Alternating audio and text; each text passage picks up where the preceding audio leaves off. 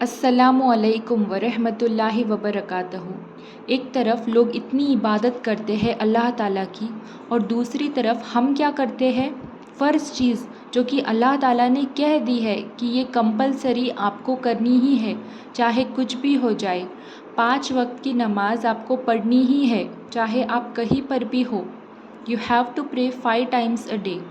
اتنی سہولت اللہ تعالیٰ نے دی ہے کہ اگر آپ کھڑے رہ کر نہیں پڑھ سکتے تو بیٹھ کر پڑھے، بیٹھ کر بھی نہیں پڑھ سکتے تو لیٹ کر پڑھے، اشارے سے پڑھے، لیکن وہ جو وقت ہے نماز کا وہ بنا نماز پڑھے نہ جانے دے۔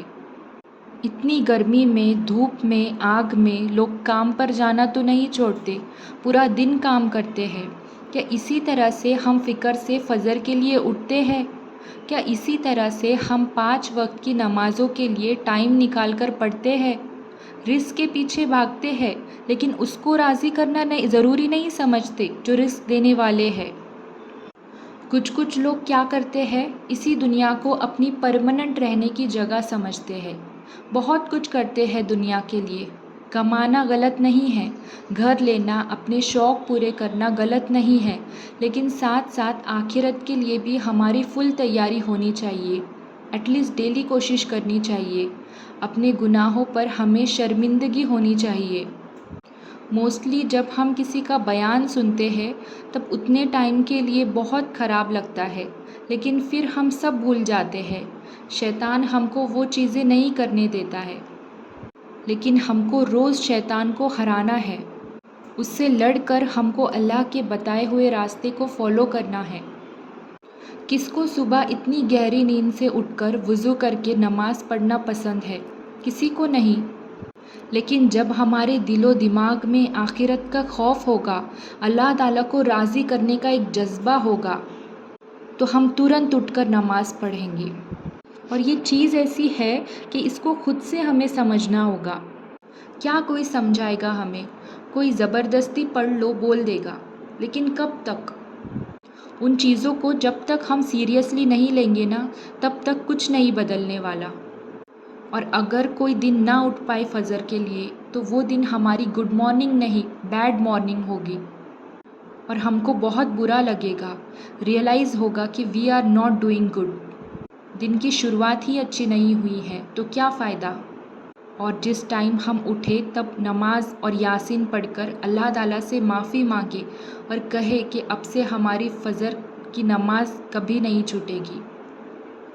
اب ہم استغفار کی میریکل سٹوریز دیکھیں گے۔ ایک شخص لکھتے ہیں، الحمدللہ almost it's been 6 to 8 months I am doing this zikr. I did more than 150k astaghfirullah this Ramadan and Allah has blessed me a lot, alhamdulillah. I got a good job when I needed the most. My income sources increased and alhamdulillah now I recommend everyone to make a habit to zikr astaghfirullah 7,000 times daily. I used to do even 17,000, 18,000 a day and this zikr changed my life completely. Wallahi, it works and problems get resolved in unexpected ways. Then second miracle story of استغفار۔ استغفراللہ کی وجہ سے مجھے 6 سال کے career gap کے بعد job ملی اور بہت اچھی سیلری پیکیج کے ساتھ، الحمدللہ۔ دین ایک سسٹر لکھتے ہیں، استغفراللہ کی بدولت مجھے 4 ماہ سے تہجد بھی نصیب ہوئی، میرے ہسبینڈ کو جاب بھی نصیب ہوئی، میرے بیٹے کی الرجی بھی بہتر ہوئی، اس کے علاوہ خواب میں 3 ماہ کے اندر 4 ٹائم خانہ کعبہ کی زیارت بھی نصیب ہوئی، الحمدللہ۔ دین نیکسٹ سسٹر لکھتی ہے، استغفراللہ نے میری لائف بدل دی۔ میں نے پچھلے سال رمضان سے پڑھنا سٹارٹ کیا اور 7 سورہ بقرہ کی تلاوت ڈیلی، چاہے 2 پیج ہی پڑھتی لیکن سورہ بقرہ ضرور پڑھتی، تو آج مجھے وہ سب ملا جو میں نے مانگا، اور بلیو می وہ سب ناممکن تھا میری نظر میں، لیکن اللہ نے مجھے کیسے کیسے نواز دیا کہ میری عقل دنگ رہ گئی، سبحان اللہ، الحمدللہ۔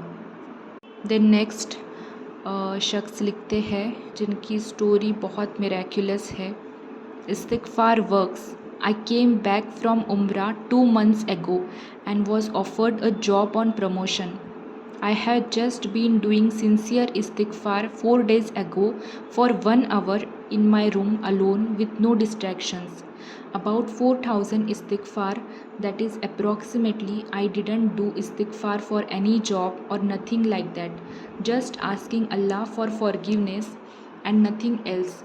For any sins, mistakes, wrongs I have done knowingly or unknowingly, or if I have hurt anyone knowingly or unknowingly, and a better job offer on promotion came to me this subah. Sincere turning back to Allah does work and istighfar. I was shocked this morning of the news of a promotion. Couldn't believe it. Speechless.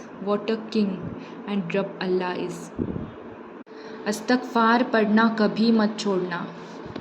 Comments में ज़रूर send करना कौन कौन अभी भी कितनी दफ़ा इस्तग़फ़ार पढ़ रहे हैं, और अपनी जो इस्तग़फ़ार मिरेकल स्टोरी है वो हमसे ज़रूर शेयर करना। और जो पढ़ रहे हैं लेकिन उनकी दुआएं अब तक कबूल नहीं हुई है, उनके लिए हम तहज्जुद के वक्त दुआ करेंगे। अपना नाम डालकर अपनी जो भी प्रॉब्लम्स है वो हमारे साथ शेयर करिएगा।